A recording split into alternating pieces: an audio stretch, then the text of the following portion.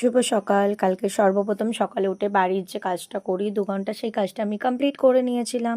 Complete করার পর fresh হয়ে আমি অফিসের উদ্দেশ্যে রওনা দিয়েছিলাম। তো টোটো করে অনেক কষ্টে কালকে অফিস পৌঁছেছি।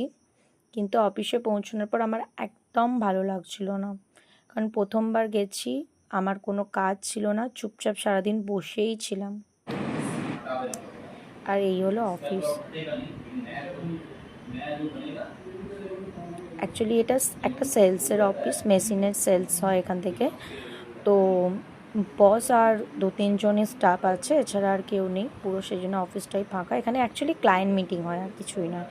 কলিং করা হয়, দেন কলিং করার পর ক্লায়েন্ট মিটিং। এবার দুপুরে টিফিন নিয়ে যাওয়া হয়নি, তো সেই জন্য আমি টক দই আনিয়ে নিয়েছিলাম। সেই টক দই খেয়েই আমি দুপুরের লাঞ্চটা কমপ্লিট করলাম। তারপরে ৭টার সময় আমি অফিস থেকে বেরিয়ে পড়লাম বাড়ির উদ্দেশ্যে রওনা দিয়ে। আর রাস্তায় প্রচুর জ্যাম ছিল। কোনো রকমে বিধাননগর স্টেশনে পৌঁছেছি। তো স্টেশনে পৌঁছানোর পর আমি ওয়েট করছিলাম আমার ললিতার জন্য।